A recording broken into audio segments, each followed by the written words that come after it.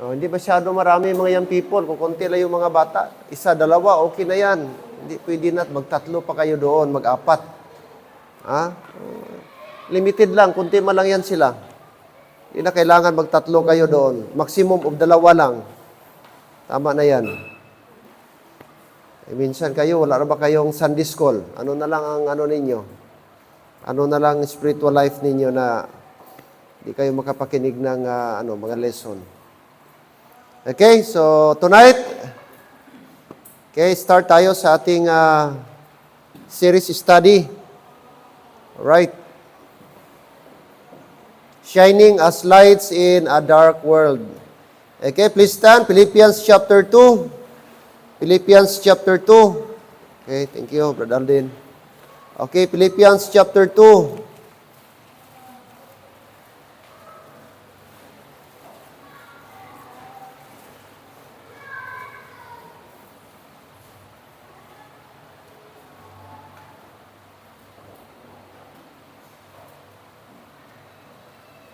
Verse 1 to 4. Okay, Philippians chapter 2, verse 1, 2, 3, and verse number 4.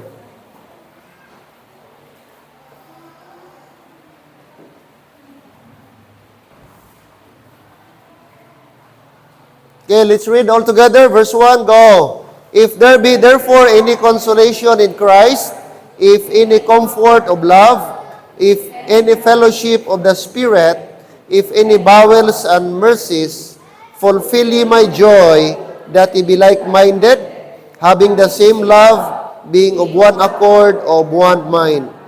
Let nothing be done through strife or vainglory, but in lowliness of mind, let us esteem other better than themselves. Look not every man on his own things, but every man also on the things of others. Amen. Lord, we pray tonight, kayo po Lord ang mag-bless sa aming pong midweek service. Salamat po sa mga testimony na aming narinig, mga experiences namin, kung paano po kayo Lord nagtulong sa amin. And that is, Lord, because of you. And dapat lang na i-acknowledge namin kayo, ipasalamatan namin kayo sa aming mga buhay.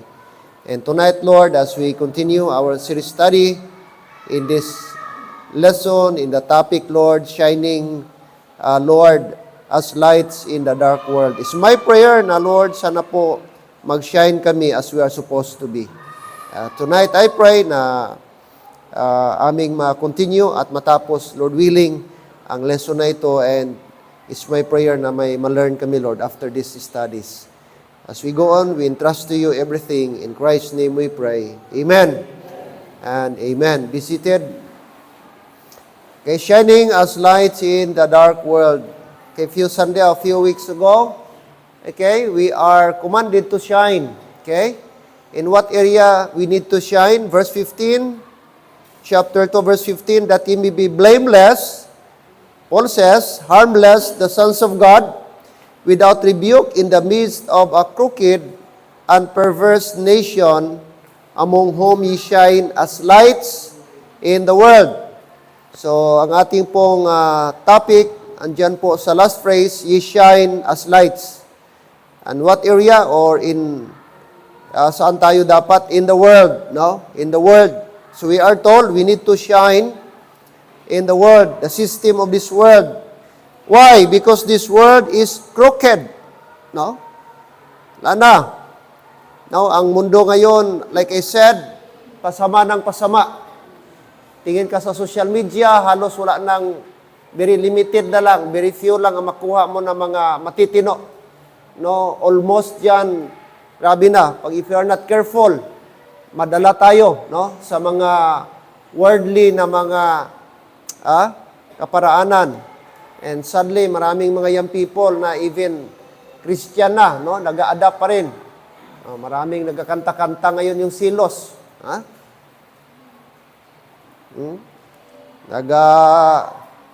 Nag-apil-apil yung dance craze na tawag nila.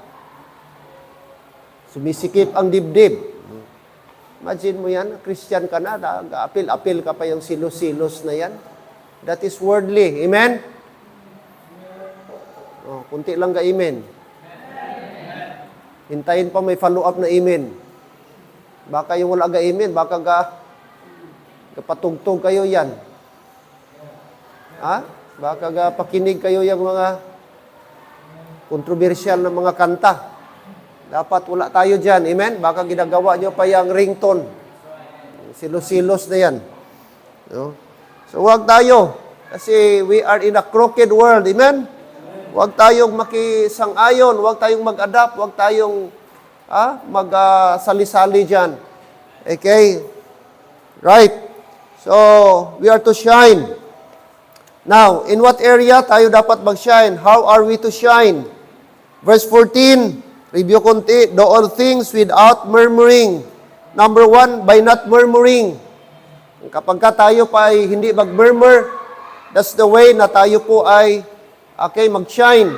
So, dapat mga Christian, iwasan po natin ang mag-murmur. Whether sa anumang bagay. Instead, we should be thankful. No? Ano man. Sometimes matempt tayo sa sitwasyon, maka-murmur, maka-complain tayo.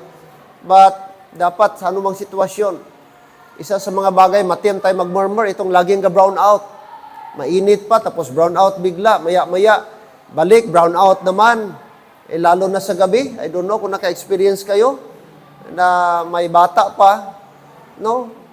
Ikaw na may bata, di man makatulog. So ikaw din, sakripisyo din.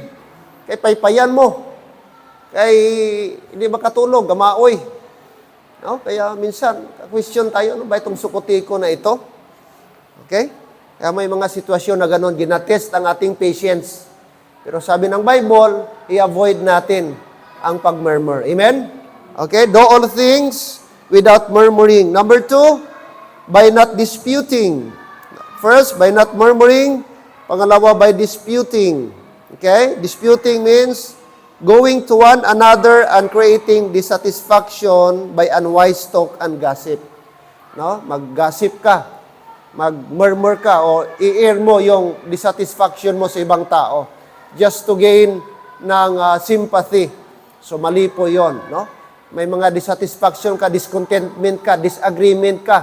Hindi ka sang-ayon sa mga bagay o sa isang tao, isang sitwasyon, tapos gigasip mo, that is disputing. Murmuring, ikaw lang, murmur ka. Pero pag sinabi mo ng murmuring mo sa ibang tao, that is disputing. Okay? Discontentment mo, disagreement mo, hindi ka agree sa sinabi ng ibang tao sa'yo o gi-advise sa'yo, sinabi mo sa ibang tao, that is disputing. So, sabi ng Bible, iwasan po natin yan if we want to shine as light in the world. Amen? Yun po ang sabi ng Bible. Pangalawa, third, by being harmless. Sabi po ng verse 15, that he may be blameless. Blameless, rather, hindi harmless. No, blameless. That means being free from blame, so that no one is able to accuse us. Katulad po kay Daniel, no? Siya po yung ating example, blameless. And of course, verse 15, harmless, the sons of God. No, dapat harmless din po tayo, not only blameless, but harmless. Ibig sabihin, wala tayong free from adulteration or being sincere. The word harmless means sincere, means honest, without guile, no? Walang wrong motive, no? 'Yun ang ibig sabihin ng harmless, no? Wala kang hidden agenda, wala kang artificial na feeling, kundi sincere. 'Yun ang ibig sabihin ng harmless.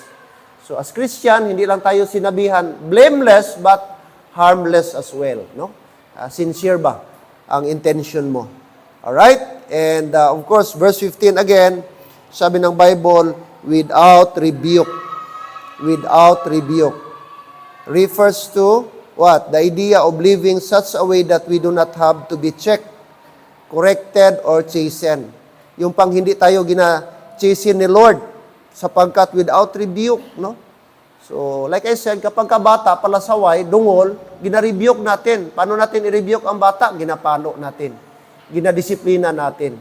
Ibig sabihin, ang bata, ang tao na lagi mong ginapalo, pasaway. Tama? So, ang Christian din, na gina-chasten ni Lord, pasaway. Kaya hindi ka man i-chasten ni Lord kung wala kang kasalanan. no? Kung wala kang ginawa na offense sa Panginoon. Okay? So, sabi ng Bible, dapat ang Christian is without rebuke. It doesn't mean di tayo nagkamali, nagkasala. Pero yung always ka gina-rebuke, something is, something is wrong. Kaya, meaning na hindi tayo dapat pasaway sa Panginoon. Dapat obedient tayo, no? Para di tayo makorek, hindi tayo ma-chasten. And of course, sabi ni Paul, verse 16, holding forth the word of life that I may rejoice. Notice this phrase, in the day of Christ. In the day of Christ. That means in the judgment day, mga kapatid, no? Sabi ni Paul na holding forth the word of life, panghawakan natin yung word of life na yan. Ibig sabihin, patuloy tayong mag-witness, patuloy tayong mag-share ng word of God, patuloy tayong mag-evangelize, so that in the judgment day, hindi tayo mapahiya. Nag-withhold natin yung gospel, di natin sinabi yung gospel, di natin gi-share yung gospel. No? So dapat maging way of life natin ang pag-share ng gospel. And another thing, sa meaning po ng holding forth the word of life means consistent ka. Pure teaching, pure doctrine. Hindi mo adulterate, hindi ka nag-apostate, hindi ka nag-apostasy, hindi mo gitwist ang word of God. That is holding forth yung basic teachings, basic belief, no, ng Panginoon. Pinanghawakan mo until the day of Christ. Sadly, may mga pastor na gapati na ng tulip, no? Calvinism na, total depravity. Ay mga pastor na kilala na mga ginatingala ng iba, na mga preachers. Pero ngayon, tulip ng teaching, Calvinism na. Kaya ingat tayo mga kapatid. Ang Calvinism, hindi naniniwala po ng soul winning. Kasi nakadestin na, predestin na ang sinong mapuntang langit at predestin na rin na mapuntang impyerno. Kaya ang tunay na saved talagang susunod layang hahanap ng church. Kaya kahit ano mo ka soul winning, kung predestin sa may impyerno, wala kang magagawa. So yun ang pinaka-worst na teaching. So mag-ingat tayo sa Calvinism. Mga kapatid, amen? Very dangerous brad na teaching, Calvinism. Na tinuturo, na predestined na ang tao. Wala na siyang choice, kaya nakadestined na siya. So mag-ingat po tayo doon mga kapatid. We still believe that salvation for everyone. Amen? No, walang pinipili mga kapatid. Available ang salvation through Jesus Christ by believing the gospel. No? At hindi natin alam kung sino ang saved at sino ang pa-impyerno. Kaya mag-soul winning tayo. Okay? Paano mo nalaman na papunta siyang langit? At paano mo na-determine papunta siya ng impyerno? Sa ganong teaching. Amen? Luke 19:10, for the Son of Man is come to seek and to save that which was lost. Hello? Jesus Christ came to seek. Bakit hanapin pa niya kung alam niya palang mapuntang impyerno? Alam niya na. At alam niya nang mapuntang langit. Bakit pa niya hanapin? Amen? So, napakamali po yun kapatid, naturo yung Calvinism. Kaya mag-ingat tayo. No? So, kung di kayo masyadong aware dyan, mag-aral kayo, pwede kayong mag-search. Ano yan? May acronym yan, TULIP. T-U-L-I-P. Ano pang P? Perseverance of the saints. Na para masave ka, mag-persevere ka. Ibig sabihin, mawala yung salvation mo. Dapat ka mag-persevere. So, very dangerous. Kaya si Paul, sabi niya, holding forth the word of life. No? Panghawakan natin. Ano ang tamang turo? Doon tayo. Di tayo naghahangad ng popular. Hindi tayo naghahangad kung anything. What is our position? Biblical. Biblical. Hindi popular but biblical. Doon tayo. Okay?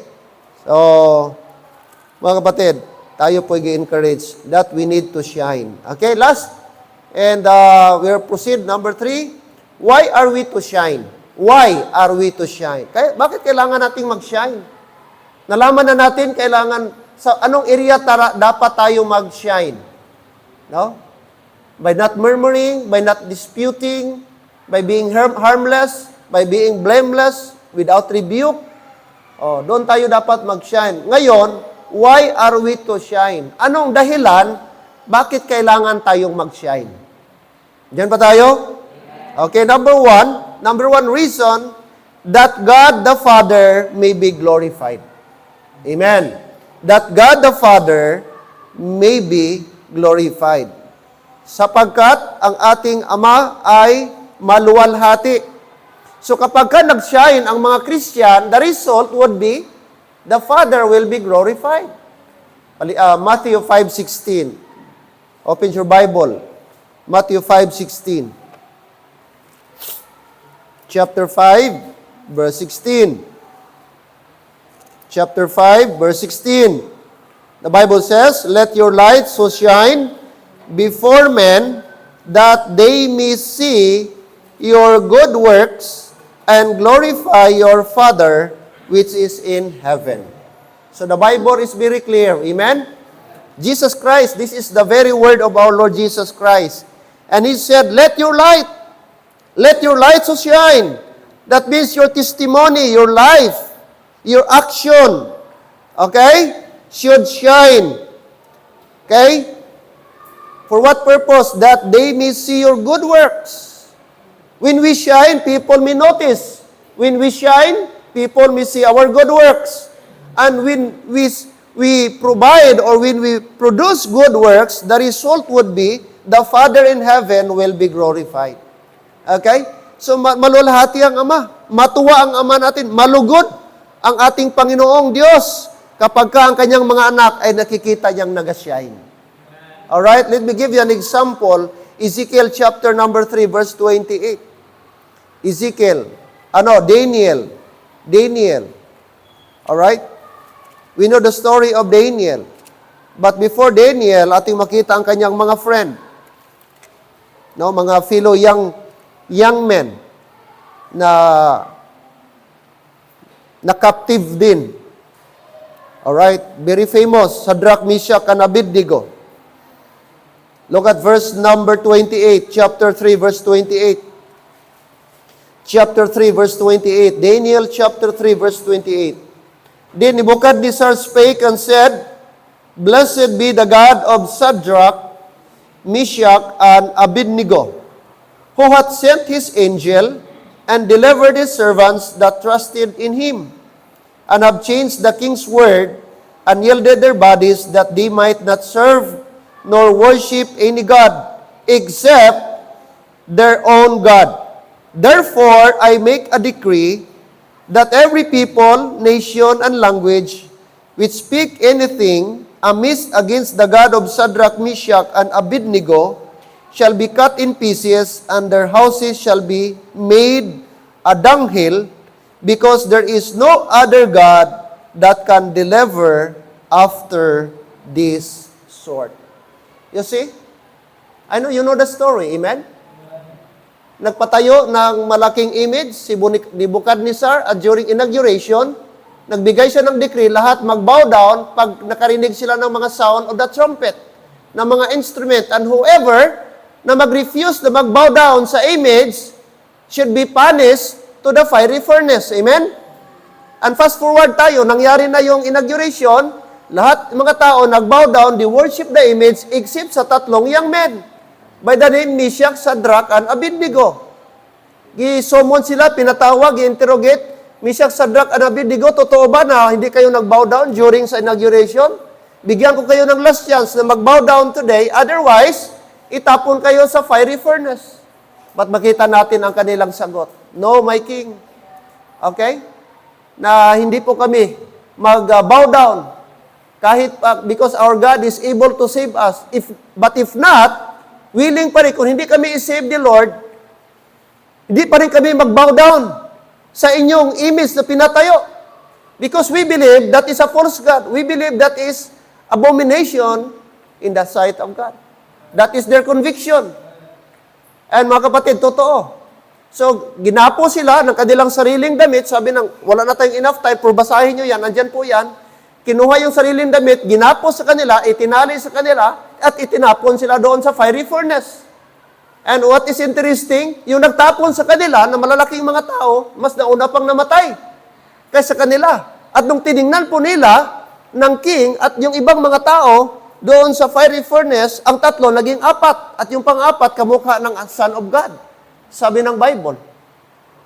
At kinuha sila, giretrieve sila, at fast forward tayo, ito na yung nangyari sa 28. Nagbigay ng decree, gireverse ang decree ng Nebuchadnezzar na mula ngayon, wala nang ibang sambahin ng Diyos, kundi ang Diyos ni Shadrach, Meshach, and Abednego.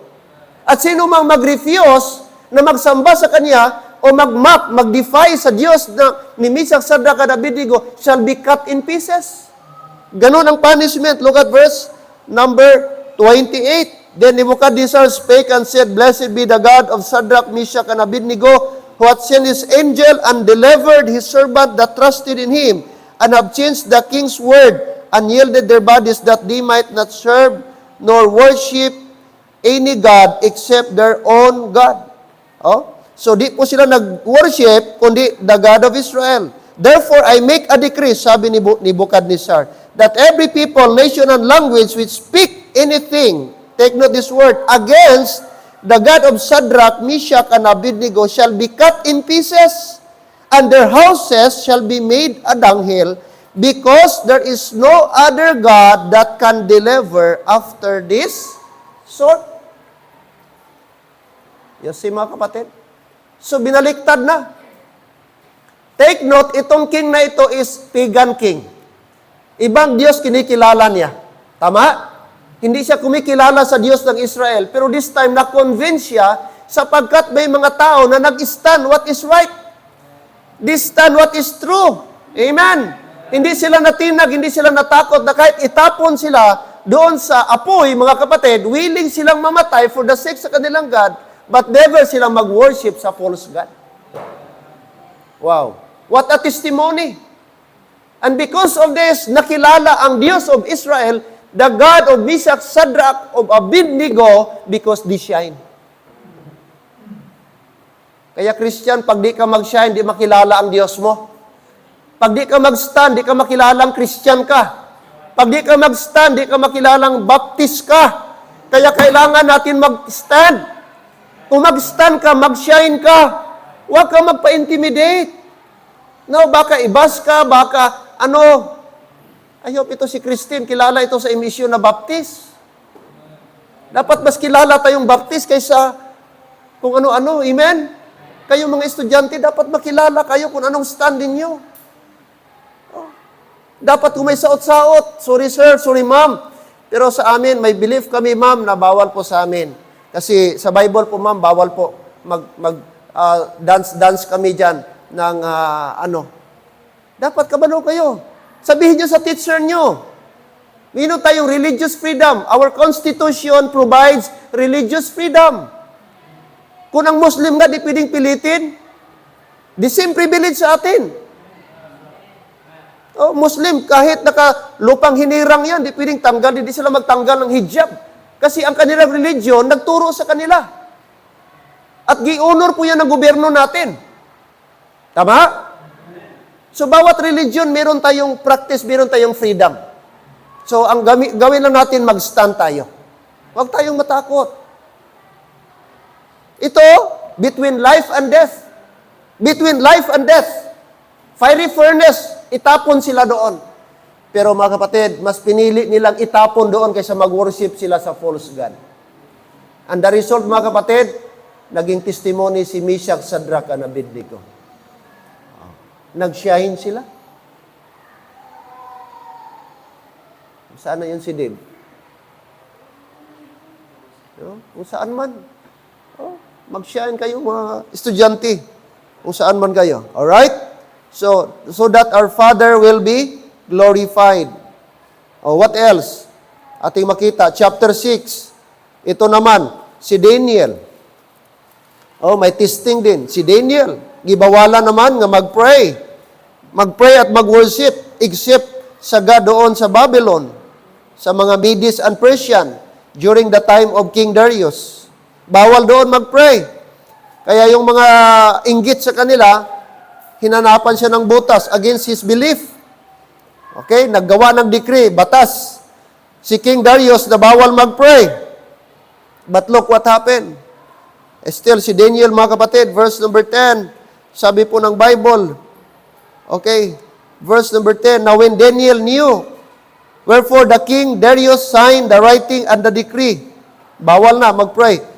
But look at what happened, verse number 10. Now when Daniel knew that the writing was signed, approved na, he went into his house, and his windows being open in his chamber toward Jerusalem, he knelt upon his knees 3 times a day, and prayed and gave thanks before his God, as he did aforetime. Take note the word aforetime. He did aforetime. That means, hindi ito first time na ginawa ni Daniel nag-pray. Meaning, naging ugali niya. Naging habit niya na ito. And because naging habit niya, hindi niya pwede na putulin. Hindi niya pwede na skip. Hindi siya pwedeng mag-miss sa kanyang habit, sa kanyang lifestyle na mag-pray. Even though na pinagbawal na po ang mag-pray dahil may decree na. At very aware si Daniel as official na ang consequences, ang resulta, ang punishment kapag ka nag-violate ka, nag-disobey ka sa command is lions din. Itapon sa cave na may mga lion, mga buhay na lion o lions din. But despite of that, mga kapatid, tuloy si Daniel. And look what happened. Hindi siya nagpa-intimidate, hindi siya nagpa-pressure. And look what happened. Look at verse 25. Verse 25, Then King Darius wrote unto all the people, nation. All right, let's start verse number 19. Okay? So si Daniel, tinapon doon at alam ng king na innocent si Daniel. Wala siyang kasalanan except sa kanyang ginawa na mag-pray. So masakit mga kapatid kay King Darius na itapon doon si Daniel kasi alam niyang mabait at talagang very hardworking itong si Daniel na trabahante. And that's why, pero wala siyang magawa sapagkat batas na yon, na-approve na niya. Verse 18, Then the king went to his palace and passed the night fasting, di siya kumain. Neither were instruments of music brought before him, and his sleep went from him. Di siya makatulog kahit anong gawin niya. Ang isip niya, nandun lang kay Daniel. Nag-alala siya kay Daniel kasi alam niya si Daniel, mabuting tao, mabait na tao. At nanghinayang siya sapagkat si Daniel ay talagang okay. Kaya sabi niya, pag namatay si Daniel, siguro yun yung isip niya. But look at verse 19. Then the king arose very early in the morning, wala siyang tulog, puyat siya, and went in haste unto the den of lions. Dali-dali siyang pumunta doon sa lions din. Verse 20, And when he came to the den, he cried with a lamentable voice. Sumigaw siya unto Daniel. And the king spake and said to Daniel, O Daniel, servant of the living God. O, tinawag niyang servant of the living God. Is thy God, whom thou servest continually, able to deliver thee from the lions? Daniel, ang Diyos mo bang pinaglilingkuran mo ay kaya bang iligtas ka mula sa mga leon? 21, anong sagot ni Daniel? Then said Daniel unto the king, O king, live forever. My God hath sent his angel and hath shut the lion's mouth, that they have not hurt me. For as much as before him innocency, take note, was found in me. Wala po akong kasalanan.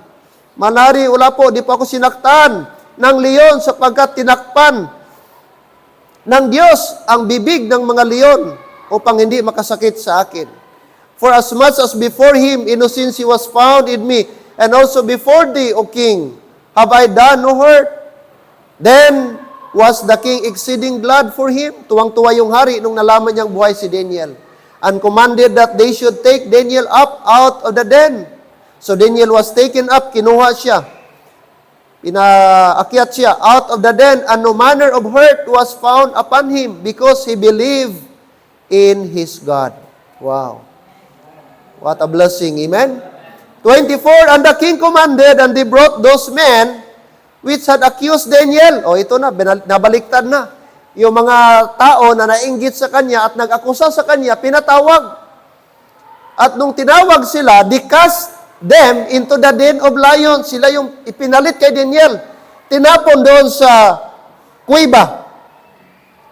Them, their children, pati mga anak nila, their wives, mga asawa, and the lions had the mastery of them, and break all their bones in pieces, or ever they came at the bottom of the den.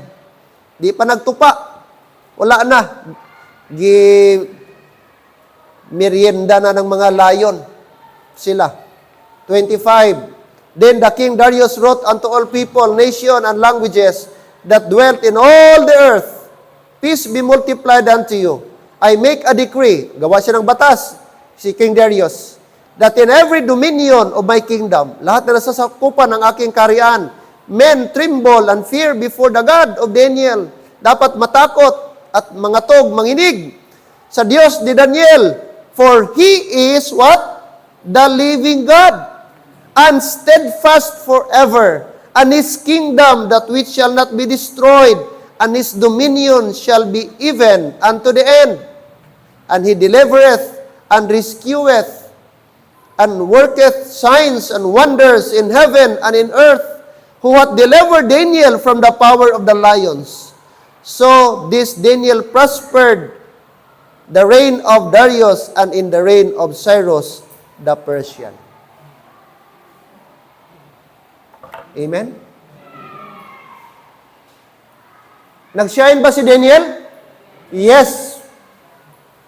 Nag-stand ba si Daniel? Yes, mga kapatid. So kapag mag-shine pala tayo, mag-stand tayo, may result. Siguro di katulad kay Daniel, di katulad kay Meshach, Shadrach, Abednego, diretso, pero little by little, may manotice talaga ang unbeliever. Basta mag-stand lang tayo. Huwag tayong matakot, mga kapatid. Nag-glorify. Take note, hindi po Christian itong si King Darius. Unbeliever ito. Ibang God na gina-worship niya. Pagan po sila. In fact, before dito, prior nito, sabi nga, bawal mag-worship sa ibang God except the God of the Babylon. Or Medes and Persian God. Iba ang God nila.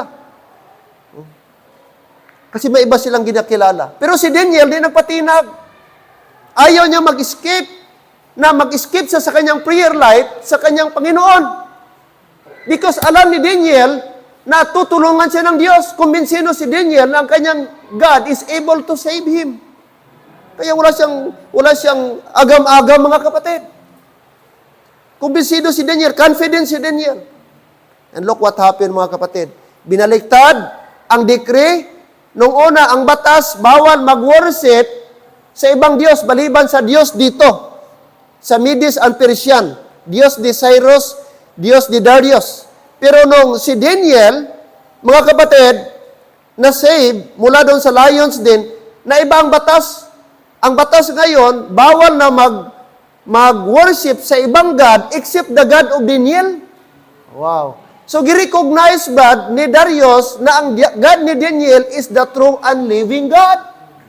Na wala na dapat ibang sambahin but the God of Daniel. Who rescueth, who maketh wonders. Verse number 28. Grabe, no? Kaya, mga kapatid, no? Wala tayong dapat ikahiya, wala tayong dapat ikatakot. Tingnan mo yung gaklaim ngayon na Diyos. Takot man, may search warrant na. Ngayon, nagtago-tago na yung Diyos sa Davao. Ginahunting na ng mga pulis Davao. Kaya hindi magsipot doon sa Senate, takot siya interrogate. So, ang Senate nagpalabas ng site of contempt. Kapag ka i-bypass mo, i-disregard mo yung invitation ng Senate, Senate has the power na ipa-aristo ka after few subpoena or invitation na mag-miss ka na mag-appear. So ngayon, wanted na. Diyos ka pala, bakit ka takot? Hello, amen?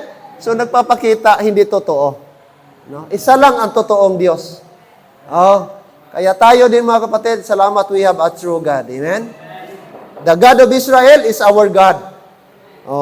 Mga kapatid, praise the Lord. So, we are to shine.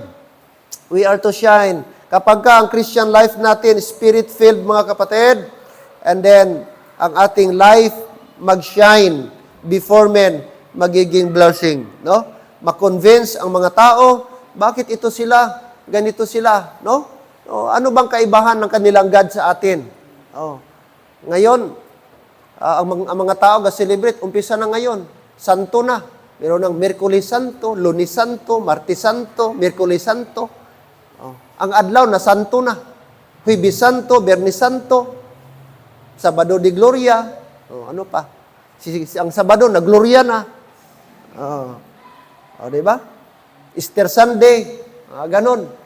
That is pagan practice, mga kapatid. No? Hindi tayo doon. Okay? We are to shine. We are to shine. Why are we to shine? Number one, that God the Father may be glorified. Kumusta ang buhay mo, kapatid? Gasyahin ka kaya? Basi agtang lang nato gasyahin. Baka iba ang gasyahin sa ato? Hello? Mata? Okay lang kung untong gasyahin. Maganda kong testimony. Amen? Napagaganda kong testimony. Alam mo, pag nag-shine, attractive na, di ba? Pag sinaw, ma-attract ka. Sasakyan, sinaw, hining, wow. Sapatos, sinaw, mga babae, ma-attract na. Pero biskan ano ka gwapo, lantaw mo sapatos, ay, dugyot mo na yung tao. No? Gwapo, tapos, ang kuko, gaitom-itom, maka-turn off.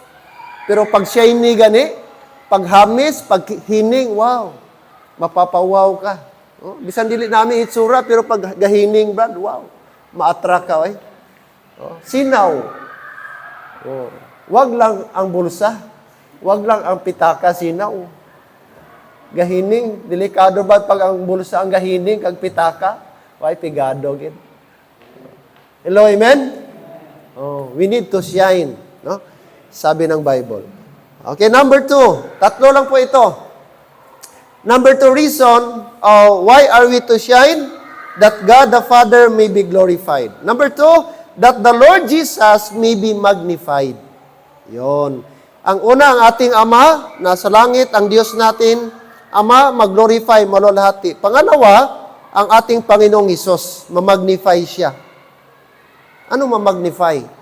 Di ba from the word ba? Magnifying glass. Nakakita kayo ng magnifying glass? Ano ang purpose? Nakatry kayo? Yung maliliit na litra, pag iganon mo, ga-appear siya na bigger. Yun yung ginagamit sa mga matatanda, yung medyo pag may basahin sila, gamitan ng magnifying glass para, parang i-zoom niya ba ang litra? Palakihin niya. So, ganun din na principle. Pag nag-shine tayo, hindi lang God the Father nag-glorify, si Jesus Christ mag-magnify. Si Lord ang makita, hindi tayo. Ma-zoom si Jesus Christ ba? Maitaas siya. Wow, kaganda ng Diyos nila ba? Believe ko sa Diyos nila. Yung taga-Liberty, hindi mayan mayayaman, pero kahit paano na-improve nila yung building. Grabe, ano kayang sikreto nila? Yun ang ibig sabihin.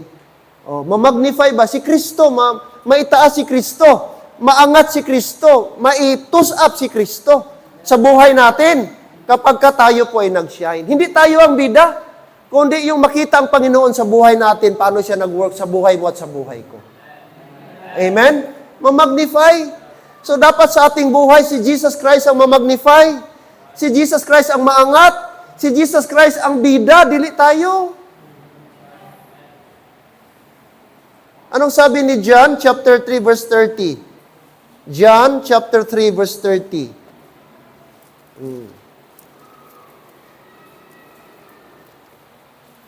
John chapter 3 verse 30. John chapter 3 verse 30. All right? Let's read please verse 30. Ready go. He must increase but I must decrease. Sino nagsabi? Si John the Baptist. Sino ang dapat mag-increase? Si Jesus Christ. Sino ang mag-decrease? Si John the Baptist. Okay? So dapat ang iangat pala natin sa buhay, ang i-increase natin, ang Panginoon. Hindi tayo. Sa business mo, dapat i-increase mo si Lord. Sa studies mo, kung nag-excel ka, kung naging honor ka, or whatever man nga achievement, dapat ang ma-increase si Lord. No? sa trabaho natin o sa anuman, mga kapatid, na area sa ating buhay. Dapat every time, mga kapatid, meron tayong accomplishment, dapat i-increase natin sa Lord at tayo mag-decrease. Oh. Yun dapat, Bible principle po yan. No? Na dapat si Lord ang ating itaas. No? Si Lord. Kasi pag si Lord, mga kapatid, siya ang preeminence. No? Napakaganda kung maangat natin ang Panginoong Diyos. Okay? Iangat natin si Lord. No? By the grace of God. This is only by the grace of God. No, ating na-achieve sa buhay, this is by the grace of God. Dahil ito sa Panginoon. Sabi, grabe ba? Believe lagi ko sa imo. Dako naging negosyo mo. Siyempre, madiskarte. No? Wala na. Pag ganong mga tuno, Brad, linyada, wala na. Ang sarili mo nag-i-increase. Si Lord na nagda-decrease. Dapat hindi ganon. Take note, kapatid, kahit anong diskarte natin yan, kung wala si Lord, wala po yan. No? Ang diskarte mo galing kay Lord yan. Ang wisdom mo galing kay Lord yan. Kaya, it's better sabihin natin, wala. Okay? Favor lang ita ni Lord. Instrument lang ako. Favor lang. Nabasa ko yung history po ng brigada. Yung brigada station. Ang may-ari niya, mga kapatid, taga Zamboanga, una, nag-migrate Cotabato City. Tapos, panday tata niya, farming ang trabaho din ng parents niya. Tapos, nag-eskwela siya sa Cotabato City. After that, nangayaw siya sa Jensan. Tapos, nagkarpintero siya. And then, may isang hiring doon na radio station sa Catholic. Tagabasa sa una ng verse. Tagabasa lang siya sa pari ng verse. Ganon. And then, later on, na-hire siya sa Bumbu Radio. After Bumbu Radio, sa RMN. After RMN, tapos na-hire siya sa Super Radio. Nung nawala yung Super Radio, GMA, yun na, doon na. Tapos hanggang binili niya yung parang may franchise. Pero nag-umpisa sa muna sa, yung print, yung Brigada News, yung parang newspaper. Tapos gi-insert niya doon, 1,000 lang puhunan niya. Mga kapatid, yung, yung skits ng, Hay Alay? Kung naka-notice kayo, yung parang may, yung Hay Alay ba? Anong tawag doon? Lasto? May karton-karton ba? Nga drawing nga ito daw liabi, meron may term niya sila kung magtaya. Doon niya gi-insert. So doon gumana, doon nag-increase nung nakita ng mga tao na may tip sa lasto, doon na nag-umpisa yung brigada. Hanggang lumaki. So kulang pa, mga kapatid. Hanggang lumakas, nakasustain na. Until may isang radio station nga na parang ibinta ang franchise hanggang nakuha niya. Hindi pa yan brigada ang unang pangalan. Pinalitan lang nila, nag-craft sila, gi-customize niya, yun na yung brigada. Hindi pa malakas ang brigada. Mahina pa, halos di makasustain sa operation. Gi-insert niya yung mga vitamins. Yung mga product nila na gina-promote nila, anong pangalan yun? Mga Power Seal, may mga drive max pa dyan, o kung ano-ano pa mga, mga nigari mineral, lahat-lahat na. Doon na mga kapatid, nagsimula. Lumakas na yung brigada, And you know what? Nationwide na ngayon ang brigada. Luzon, Visayas, Mindanao. Isa sa mga, mga promising na mga station ngayon na nakuha. Meron na silang brigada pharmacy. Meron silang brigada print. Yung mga news, patuloy pa rin. At brigada FM station nationwide. Pero Brad, nagsimula lang. Nagsimula lang siya sa wala. Tapos gitaas yung Panginoon. Sabi niya, wala. Ako, sugal ito lahat. Kasi ako, wala naman ako. Di ba ako negosyante?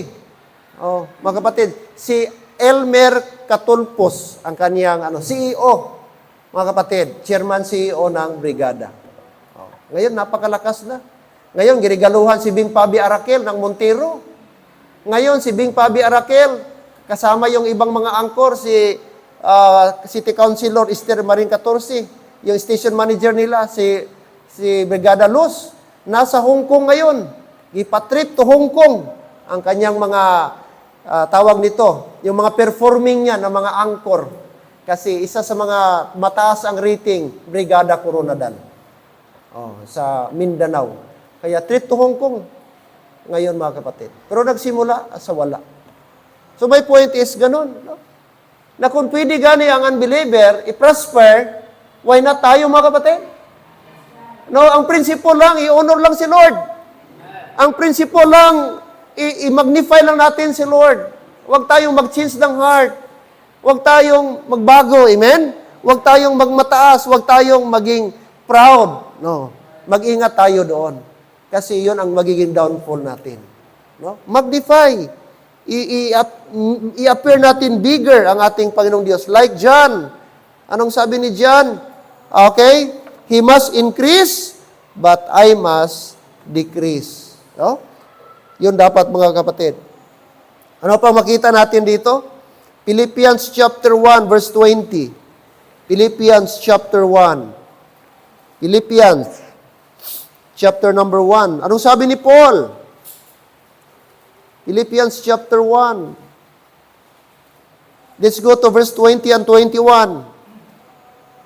Philippians chapter 1, verse 20 and 21. Look at verse 20.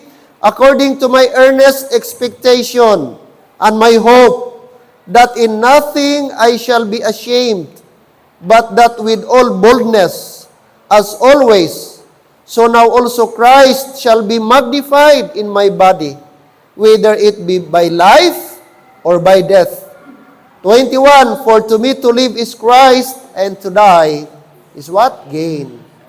Oh, si Paul, willing siyang mamatay for the sake of Christ, kasi sabi niya, gi-magnify niya ang Panginoong Diyos. Whether by life or by death, I magnified Jesus Christ in my body. In fact, he said, I bear the marks in my body. Maraming mga moment, mga instances si Paul nag-suffer because of the gospel. Pero para sa kanya, Brad, it's a blessing, it's a privilege magamit sa Panginoon. Ang sabi pa niya, preeminence ang Panginoon sa buhay niya. Kaya makita mo, Brad, ang humility. Sa preaching ni Paul, sa writing ni Paul, makita mo talaga gi-exalt niya si Christ. So dapat sa ating buhay, para tayong mga kapatid, dapat ang ma-highlight, ang limelight ba? Kung sa pelikula pa, ang nakita lagi sa kamera ang Panginoon. Hindi tayo. Amen? Nasa likod lang tayo. Ano mang achievement natin, dapat si Lord ang mataas. Siya dapat ang nasa spotlight. Oh. Siya ang nasa limelight, mga kapatid. Siya ang sikat, siya ang maitaas natin. Na makita ang Panginoong Diyos, mga kapatid, ma-exalt nila ang ating Panginoon.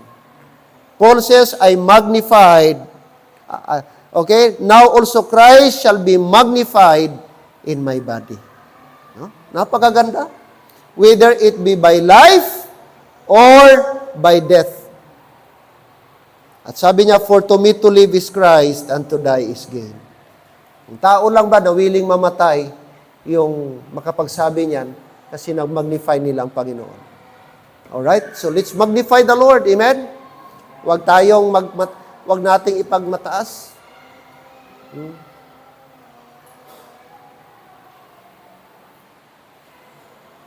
Na isang pastor, every time may bisita niya, ginaturo niya ang bisita niya. This is our place, this is our place, this is our place, this is our place. No?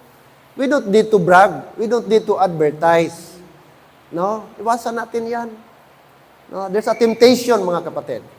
No? Praise the Lord kung prosper ka, naka-building ka ganyan, may mga properties ka ganyan, but never. No? Kasi ang tendency dyan, minsan ang tao na, wow, grabe ba? Wow, grabing achievement ba? Wow, grabing accomplishment ba? No? Anugin mo ba? Tanda yun. No? You are exalting yourself. You are magnifying yourself. Not the Lord. No? Exalt the Lord. Amen? Oh, bahala, gamay lang ta, basta si Lord ma-magnify. No? Natin. Oh. Sabi ko, Lord, kahit konti lang kami sa Liberty, basta kay matino kami, matino ang mga members, tama aming ginagawa, tama doktrina namin. Sabi ko, Lord, I'm satisfied. Hindi naman kami makilala na malaking simbahan sa South Cotabato, sa Marbel. I don't care kung konti lang kami, less than 100 lang ang members. Pero Lord, bigyan nyo lang kami ng pasyon, na magkaroon kami ng pasyon sa pag-study ng Word of God. No? Na maging biblical kami, tama ang aming ginagawa, tama ang aming motive.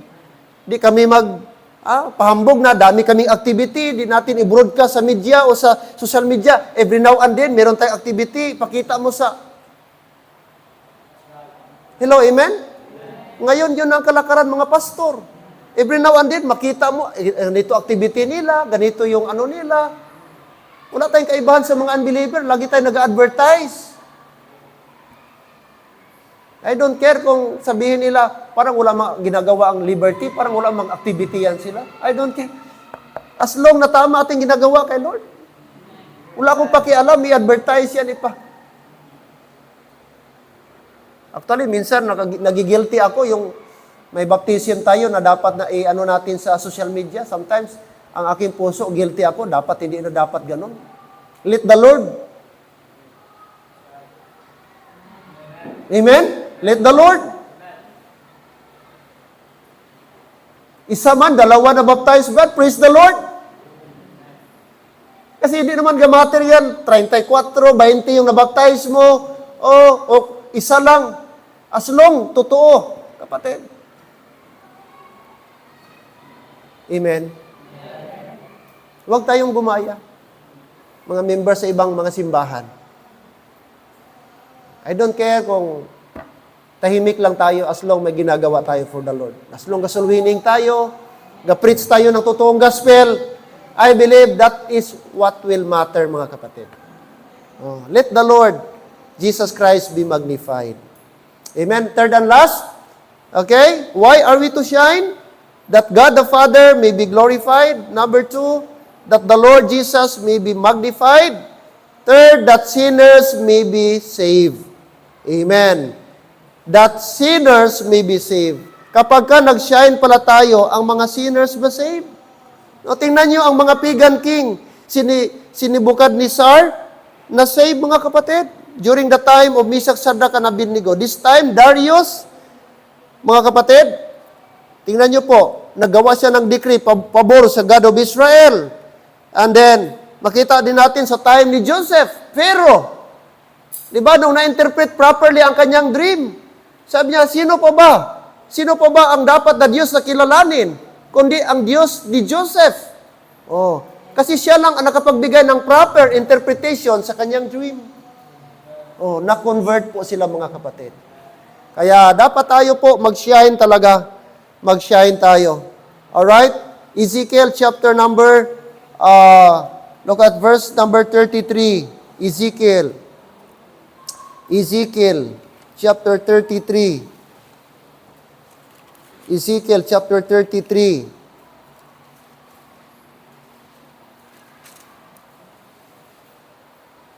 Ezekiel chapter 33. Let's read verse 8 and 9.